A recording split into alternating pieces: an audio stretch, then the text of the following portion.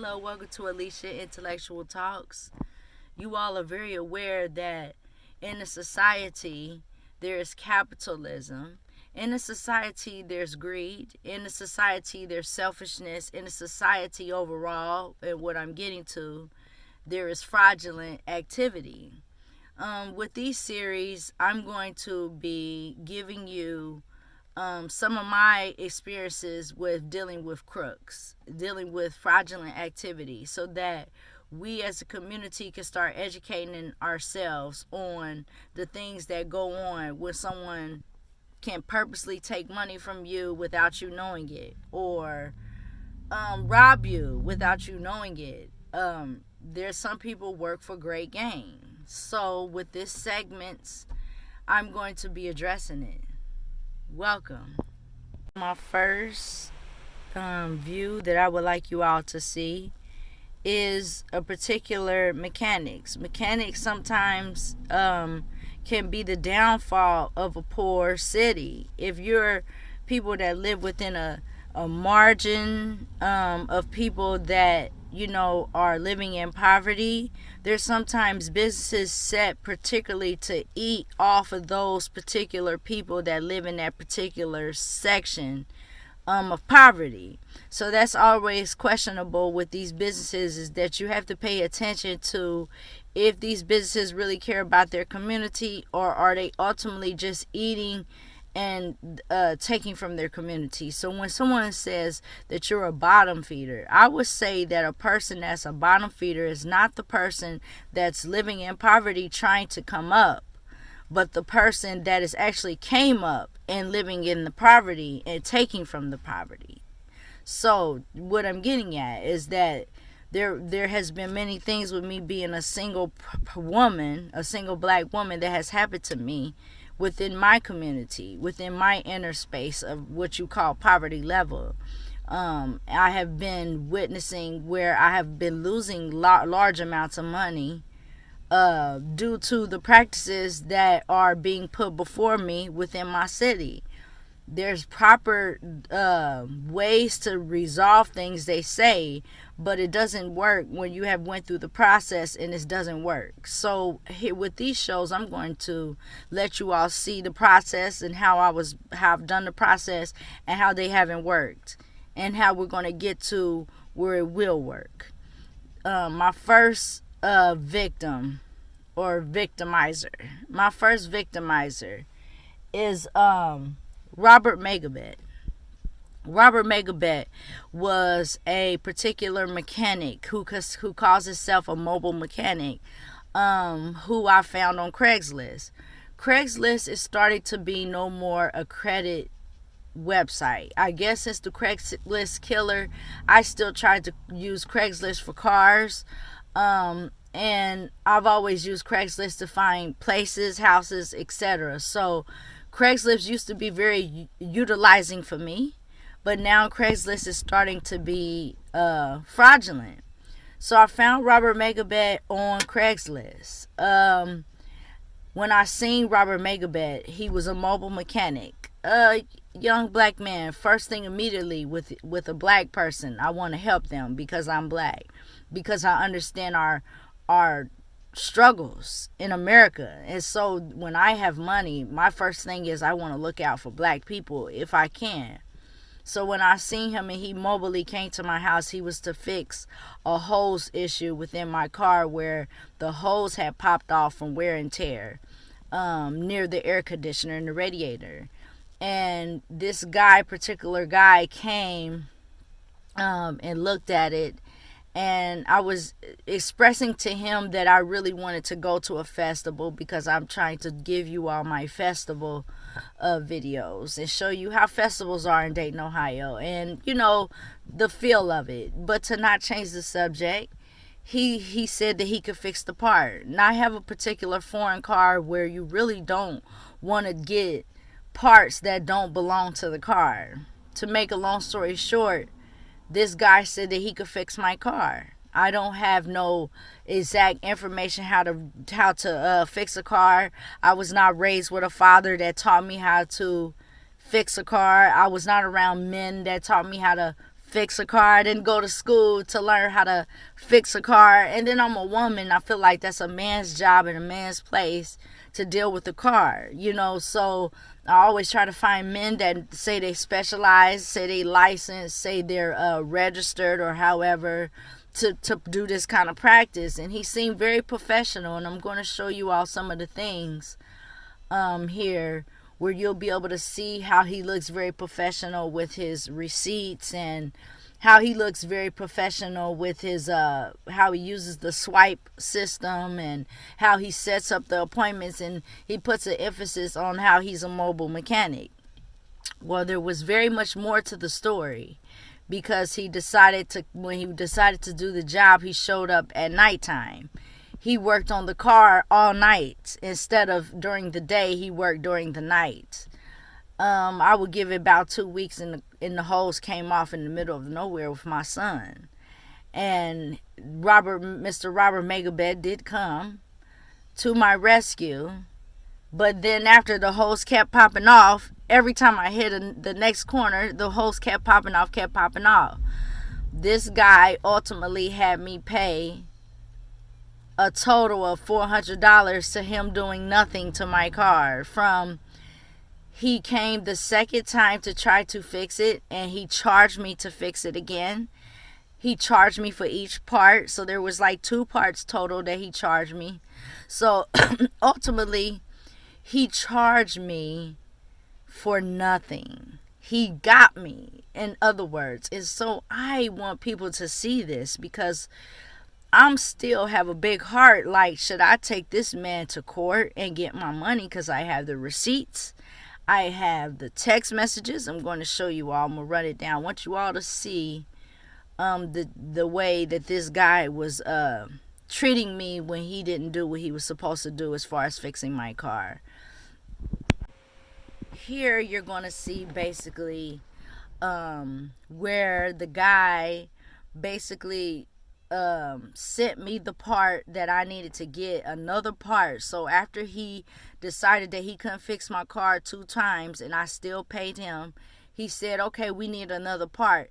He let me sit for a couple of days and was not going to fix my car because I got upset. And this is why I'm doing these videos, is that they feel like the woman is not supposed to get upset when you have ultimately took my money. You ultimately took my money. You ultimately didn't fix my car. You had me running around not safe. I have children. You know what I'm saying? And then you don't have a system that covers you when you come into these situations with people who say they're accredited and they have a business. There's so many recommendations through learning these things, is that not even if you research through Better Business Bureau, all these little organizations that say they're going to help you when you deal with fraudulent activity do not help you. So I'm wondering, as a world, why are we continuously paying these systems to cover us? Now we got to take it upon ourselves to do our own videos and our own investigations to figure out how in the world is a person able to take from you. And then you ultimately got to still come out your pocket and take them to court. So with this guy, he made me pay for felonious parts. He ultimately did not know how to do the job to my car, and I was in the limbo, in no light of knowing that this guy could not do it, and that he was not capable of it. People say, well, you shouldn't trust everybody, very opinionated people, but it's not about who you, it's about when you're saying you're looking out for black people. I'm looking out for them. I'm looking out for y'all. I don't need you to take from me. I don't need you to rip me off for great gain, because it's not about me. You're ultimately going to lose in the end, because it comes back on you. It comes back. So I stress for people that even though you research it, you just gotta, it's good to find people that have connections that can get you to the right mechanics. And that's why I'm using this avenue. I want people to reach out and really talk to me about how to find good mechanics. And this is not just a me thing. This is a worldwide single black woman thing that is never addressed, about how people take money from us and then Let me tell you, sometimes these people know laws and they try to use the laws against you. This guy overall tried to do a contract that I didn't know about, where it's like 72 hours to fix the car. So pay attention to stuff like that when they're talking about 72 hours, we're not going to fix your car, or we're going to charge you. He was even charging me by the hour. So he came at nighttime. He was charging me by the hour. So you're dealing with somebody automatically ready to take money from you. And so this has to stop. It has to stop. So I wanted you all to see the text messages. Let's look at the text messages here. Let's look at them. This guy has ultimately, through these text messages, have threatened me to put a lien on my car. So when he couldn't fix my car, he actually tried to get another felonious part for the third. This is the third time he's come to the house to fix my car. And he's ultimately blaming me for it. He said that I did this to my car. Like, I didn't put no antifreeze. But, of course, you all know I got it fixed. And I got it fixed the same day that the guy, he did something to it to get it to run again. And so when he did that, he was demanding more money. He demanded another $150 to get it for the part that he put on my car. When he got done, I said, I'm not paying for any more parts. I'm not doing nothing else. This little Kevin Hart little man, tried to extort me, but also in a way he tried to be forceful. And this is what I'm talking about. Like, people don't understand how people do in this life. This young man, a little bit younger than me, tried to be forceful with saying he's going to take the part off after I told him I wasn't going to pay him the money. And then when I called the police, he stood in my yard. He drove in my yard very forcefully, like he was going to do something. He had two partners with him. And not only was this man working by himself, he was working with somebody, okay? When he couldn't get the part and he couldn't get no more money out of me, he began to threaten me and tell me that he was going to put a lien on this car is paid for, okay? He's going to put a lien talking about the part was not paid for, so now the car is his. Let me give y'all a rundown of the text messages that he was sending me, as you can see. And in these text messages, he basically was saying that the car is his, the car belongs to him, and it's calling me boo-boo, and just acting real unprofessional. And at first, I really did get scared. I really did think that this person could take my car, because I stood up for myself and said, no, you're not going to take no more money from me. When you had me pay for more than one part, ultimately my car didn't even start, y'all. My car was not starting when he finished it, and he was still demanding money. To make a long story short, as you can see, the text messages to bring in close is that I'm still trying to make the decision if I want to take this man to court. Because I still, like I said, have a good heart. I looked inside him and could see that he could probably be a good person. But he wanted to take from me. He was trying to take from me. And he was doing things the wrong way to take from me. And a lot of times single women, we'll try to get some kind of men in the world to try to protect us and help us against these things. And then even when you bring a man around, you're still getting ripped off. So it's just not a thing that sometimes you can have real great control over. Like some people say it's easy to just don't pay, but as you can see, I was trying not to pay the third time, and then I was getting threatened. And we don't want it to get ugly. You know what I'm saying? We don't want it to get ugly. So what do you do in those scenarios when you're desperate? A lot of times single women, we have desperate situations that come up in life. We don't need any men or people around us that's in our city to be predators. I would call them economic predators. People who see people that struggle and go through something in life, and then they know they're struggling, know they're going through something, so they put all these little commodities to take from them and to continue to keep them down.